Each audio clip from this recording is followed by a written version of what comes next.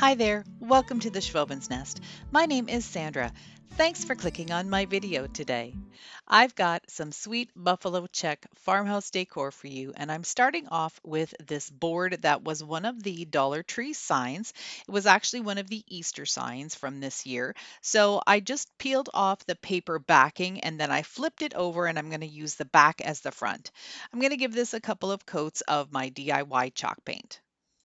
I found these buffalo check or gingham black and white napkins at the Dollar Tree, and I grabbed a couple of packs because whenever I find something that is the black and white buffalo check or even the red and white for Christmas, I snap it up because I know how to paint the black and white buffalo check, but it is time consuming. So whenever I can find a little shortcut, I do it.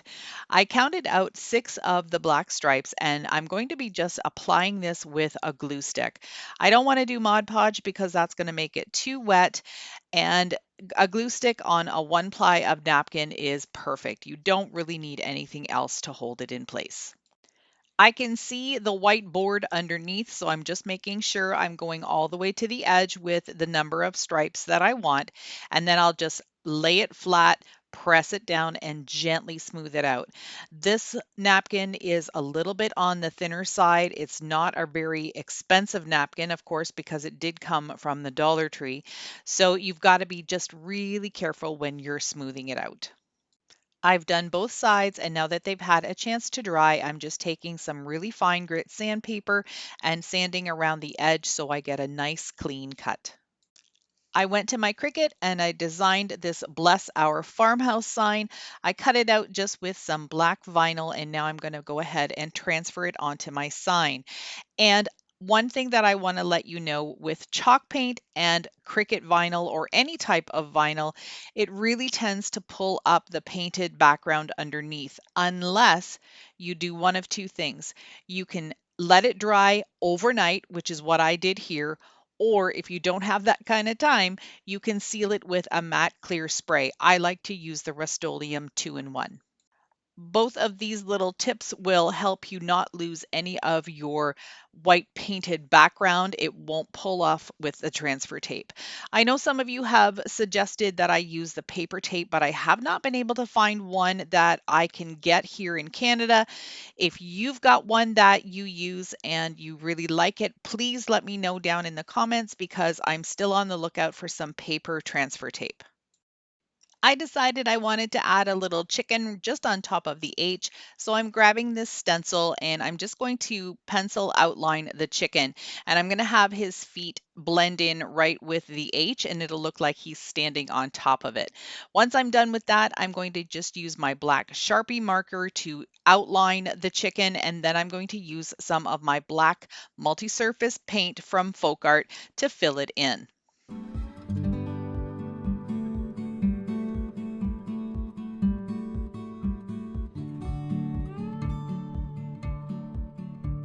To balance out the sign a little bit, I thought it needed something down towards the bottom and to the left just to kind of counteract the weight of that black with the chicken. So I'm just taking a stencil that I had cut out a long time ago just with some leaves. I'm going to trace out 3 of them, and then I'm going to freehand 2 of them just a little bit smaller. I'm going to do the same thing as the chicken and use the paint to fill them in.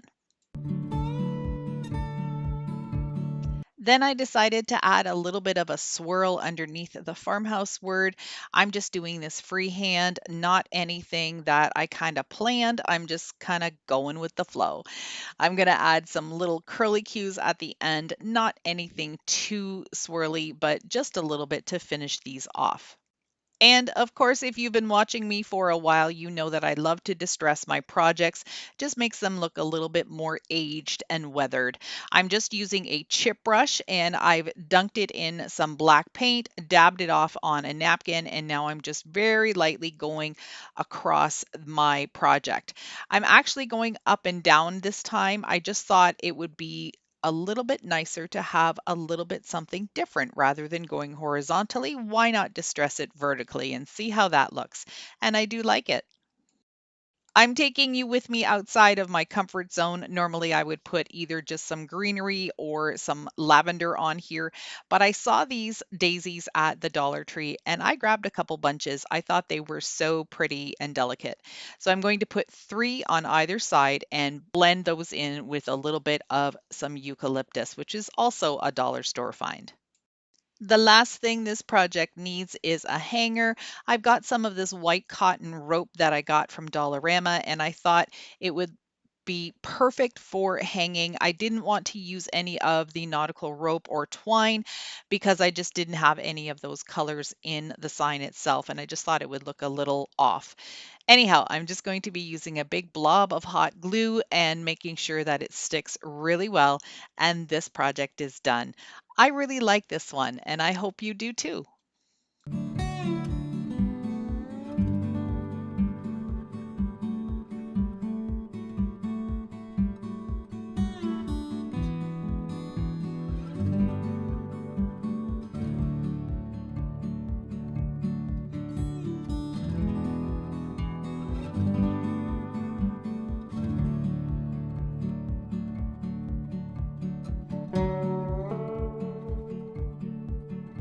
I'm going to use the same napkin for my second project.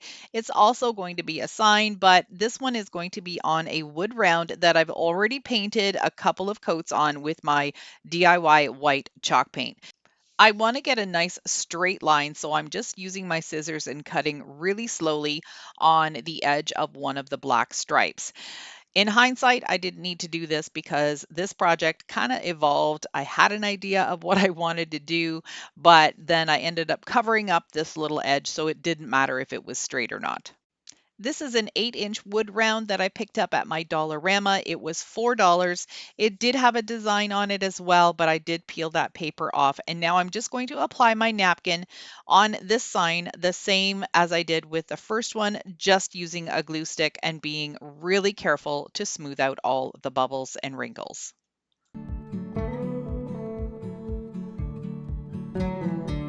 Again, I'm using some fine grit sandpaper to get the excess napkin off, just going in a downward motion and being really careful that I don't come up over the edge of the board because then I'll end up pulling off some of my napkin that I want to keep on the board. Here's where my project evolved. I decided to use some of these garden stakes that I pick up at Dollarama every spring in a pack of 10. And they're just like the large or extra large jumbo popsicle sticks that you can get at Walmart in the United States. We, of course, don't have that, so we've got to look elsewhere. But anyhow, this is where I said it's not going to matter if I would have cut that straight or not because I'm going to be gluing this right on top of that line.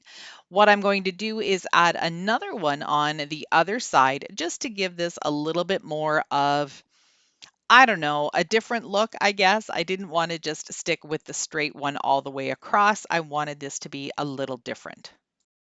Here I'm just cutting a couple little pieces that I can put underneath the vertical stick to support it at the top and the bottom.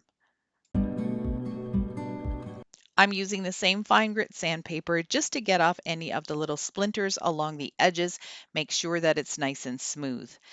Now I'm going to be giving it one coat of the black multi-surface paint that I've gotten from Michaels, but it is a folk art product. I love this paint. I've used the white, I've used the black. The darker colors cover in one coat. The white and the lighter colors, you still need to use a couple of coats, but my gosh, does it ever cover well. I love this paint. It's almost better than chalk paint. The only difference to me is that the chalk paint has a flat sheen where this paint is only available in a satin. While I was waiting for the black sticks to dry, I grabbed some of these wood cutout flowers and I painted 3 of them black and 3 of them white. And I thought they would be really cute embellishments on the sign. So now I'm going to be using my hot glue gun to put everything together. If you are new to my channel, welcome. I'm so glad you decided to spend a few minutes of your time with me today. If you haven't already subscribed, but you like what you see, I would really appreciate if you could hit that red button and help support the growth of my channel.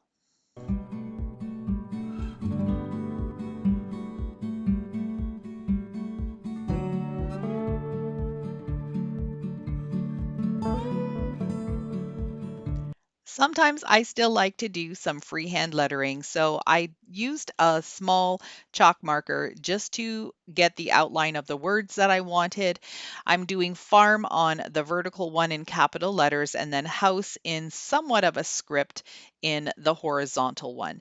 Now I'm going over it with my oil-based paint pen, and when I'm done with that, I'm going to use a tiny little paintbrush and just clean up all of the edges of the letters. I want them to be nice and straight. When you're using a marker like this, the end of your letter is never straight. There's always a little bit of a rounded edge to it. And I just thought it would look a little bit more done or professional if I had some nice clean edges. For the final touch, I knew I wanted to add some greenery. I just really wasn't sure how to go about it because of the different angles of this design. So I just decided to put some along the left side of the word farm, and I think that turned out nice. For this one, I did add the nautical rope as the hanger because I wanted to make it a little bit more rustic, and I think this is a pretty cute sign too.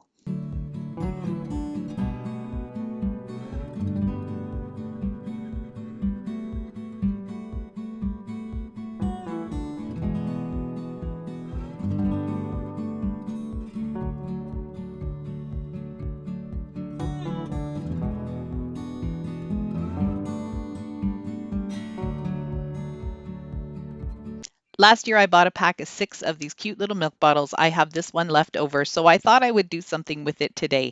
Get it out of my stash. I'm going to give it a couple of coats of my DIY chalk paint first and let it fully dry.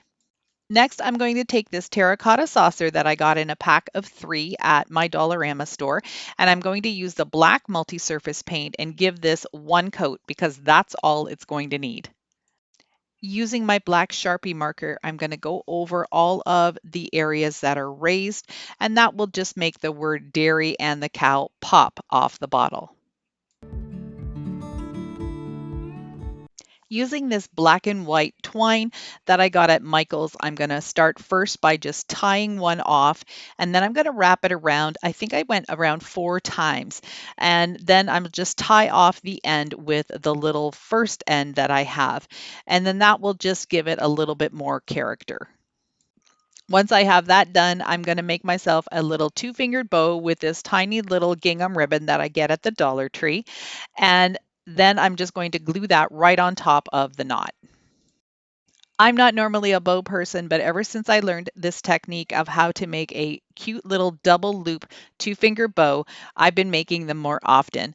I do have a tutorial listed down in my description box if you're interested in learning how to make one too.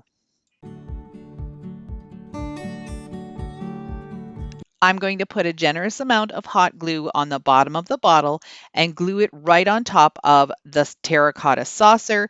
Now I do have the saucer placed upside down, which will make it look more like a pedestal. I added some white lavender into the bottle itself, and then I'm going to add some of these other little sprigs of lavender all the way around the bottom on the terracotta pot, just kind of sort of to bring it all together. I did end up for my pictures taking out the lavender and putting in some other greenery, but I think the white lavender suits it better. This was a cute little project, really easy and fun.